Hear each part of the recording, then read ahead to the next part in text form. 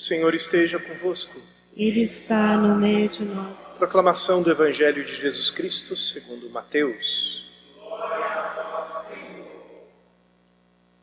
Naquele tempo, os discípulos de João aproximaram-se de Jesus e perguntaram: por que razão nós e os fariseus praticamos jejuns, mas os teus discípulos não?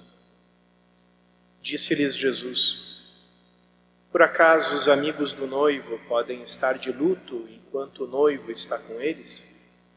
Dias virão em que o noivo será tirado do meio deles. Então sim, eles jejuarão. Ninguém coloca remendo de pano novo em roupa velha, porque o remendo repuxa a roupa e o rasgão fica maior ainda. Também não se coloca vinho novo em odres velhos, senão os odres se arrebentam, o vinho se derrama e os odres se perdem. Mas vinho novo se coloca em odres novos, e assim os dois se conservam. Palavra da salvação. Glória a vós, Senhor. Irmãos e irmãs, com a vinda de Cristo se realiza essa reconstrução do povo de Deus que foi anunciada pelos profetas, que nós escutamos na primeira leitura, na profecia de Amós. Deus promete mudar a sorte do seu povo que vive escravizado. E essa profecia começa a se realizar já na vida pública de Cristo. Todos percebem como Jesus vive a sua relação com o Pai de uma forma muito diferente daquela que os escribas, que os fariseus costumam ter na sua vida religiosa, tanto na forma de rezar, como na forma de praticar a caridade, como na forma de ensinar, de explicar as Escrituras. Todos começam a ver uma coisa muito diferente com Jesus. E depois também se dão conta que a prática do jejum em Jesus é um pouco diferente daquela que os outros têm. O jejum tinha um caráter tanto penitencial como um caráter também de exercício do autodomínio. E Jesus, como todas as coisas, ele coloca o amor no centro. Então, o jejum não é mais um exercício de autoperfeição, mas uma linguagem de amor. E a linguagem de amor é justamente essa, quando a gente tem por perto pessoas que a gente ama, que a gente quer bem, que a gente tem apreço. O que a gente faz? A gente faz uma bela refeição para ela. Aqui na nossa paróquia, antes da pandemia, quantas pessoas convidavam para almoçar na casa delas, tomar alguma refeição. E quando eu ia, encontrava aquele banquete. Eu acho que os padres fizeram uma fama muito ruim, de comer como padre, Então, sempre uma tonelada de comida que nem cabia na mesa, para o padre, e comida de boa qualidade, comida muito bem feita, com muito esmero. As famílias que têm fé têm essa deferência com relação aos padres, que a gente até fica sem jeito, porque eu acho que nós padres sentimos no coração que nenhum de nós merece tanta atenção, tanta bondade das pessoas, mas também a gente sabe se alegrar e por ver essa sensibilidade, por ver essa alegria que as pessoas têm, que não é por causa da pessoa privada, particular do padre, mas é porque aquilo que ele representa, né? Representa Jesus Cristo. De alguma forma, a visita do padre é como uma visita de Jesus numa família.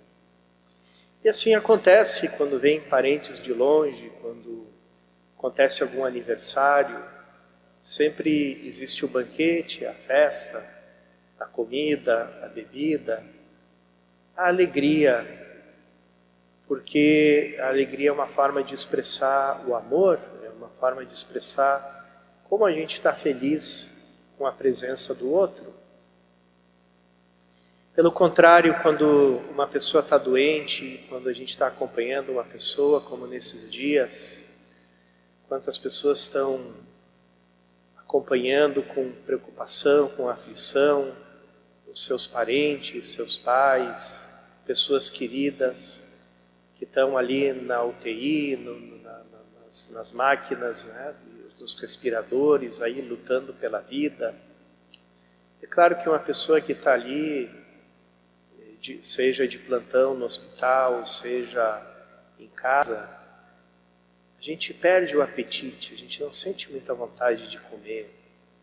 Ninguém pensa no meio de um problema na família, ninguém pensa, vou fazer um prato maravilhoso, uma receita muito refinada.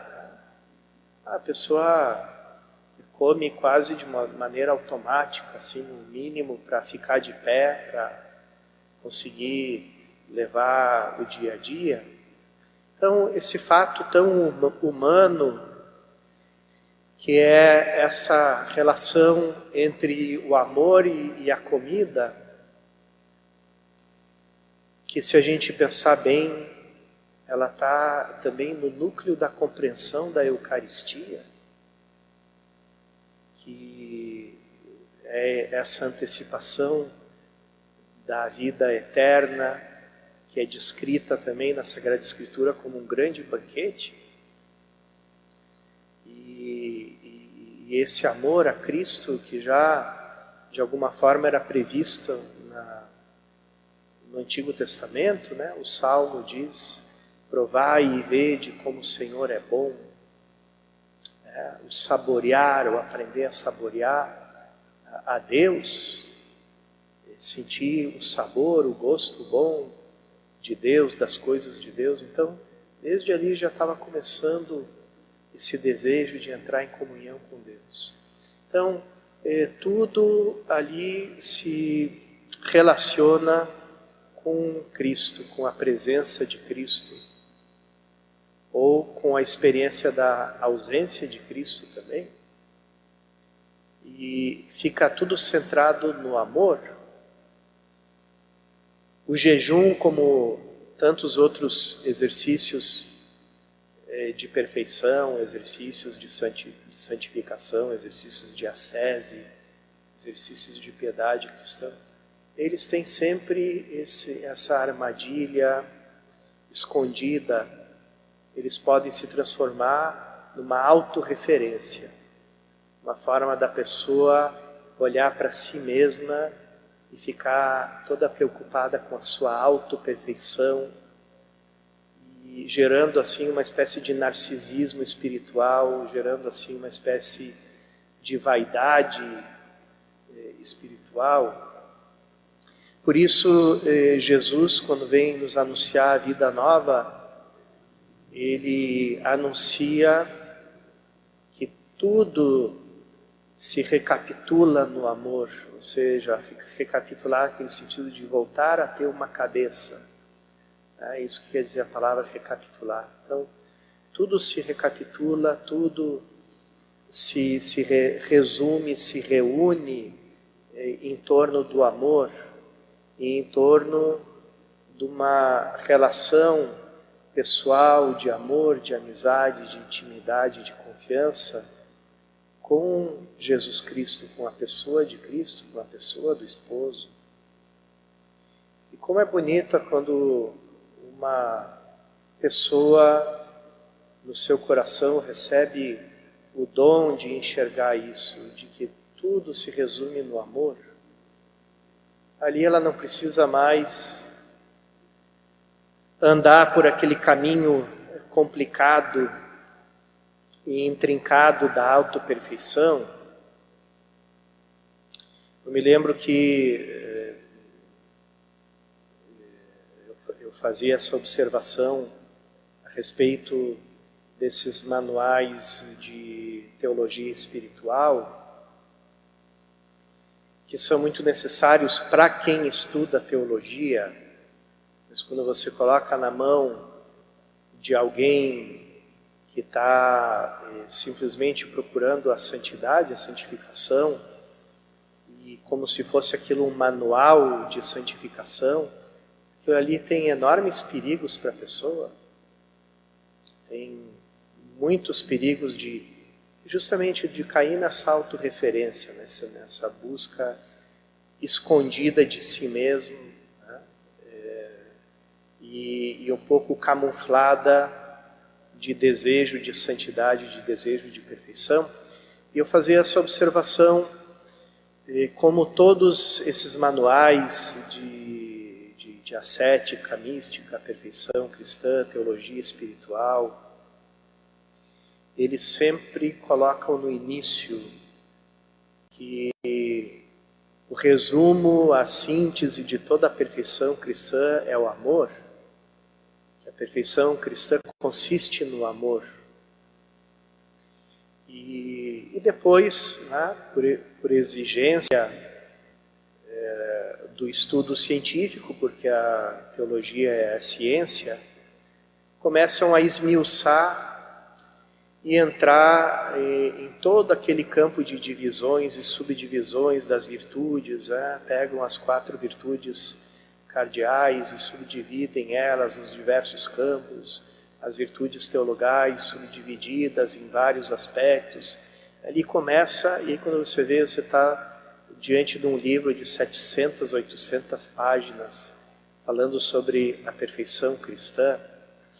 Então, é claro que quem não olha para eles como realmente um trabalho acadêmico, mas como se fosse um manual de como ser santo, acaba se complicando, acaba perdendo de vista aquele princípio que é enunciado nas primeiras páginas. E quem quer ser santo só precisa ler aquelas primeiras páginas praticamente. Na verdade nem precisa, né? Basta escutar o Evangelho. Mas se alguém pegasse um desses livros para dizer assim, eu quero saber, quero ler esse livro para saber como ser santo, basta ler a primeira página que diz assim, a perfeição cristã, a santidade consiste no amor. Pronto, acabou. Não preciso mais ler as 799 páginas restantes. Basta ficar com essa primeira. E é isso que Jesus quer nos dizer outra vez, né? Num momento da nossa cultura, da nossa sociedade, onde tantas vezes surge um cristianismo extremamente intelectualizado e gerando em muitos a impressão de que se eu ler 2 toneladas de livros, eu vou ser mais santo depois de terminar a leitura. Não necessariamente você vai ser mais santo, é muito provável, e se você não ficar atento, que sim, você vai sair dessa leitura mais soberbo, mais orgulhoso, mais vaidoso, mais julgador dos outros, mais se sentindo superior aos outros e mais longe da verdadeira caridade. Por isso, irmãos e irmãs, essa palavra de Jesus, o nosso esposo, esposo da igreja, esposo de nossa alma, é mais atual do que nunca. E fica como um convite para a gente se centrar no amor. Há 2 dias atrás recebi um telefonema do padre amigo meu, lá do Rio de Janeiro, e ele dizia, bom, e qual é o plano? Qual é o plano agora? Qual é a perspectiva? Qual é o horizonte diante dessa pandemia, o que fazer, qual é a perspectiva, qual é o plano de trabalho. E eu respondi assim, o que eu penso é isso, como ser cristão diante dessa situação. O que um cristão faz? O que um cristão vive? Como é que ele se comporta? Quem ele é diante dessa situação e diante de qualquer outra? Que aí é muito simples, é a gente ser aquilo que é. E o resto brota do nosso ser, o agir sempre brota do nosso ser. Peçamos nessa Eucaristia graça de não perder o foco, né? Nos manter centrados no amor desse esposo que é nosso Senhor Jesus Cristo.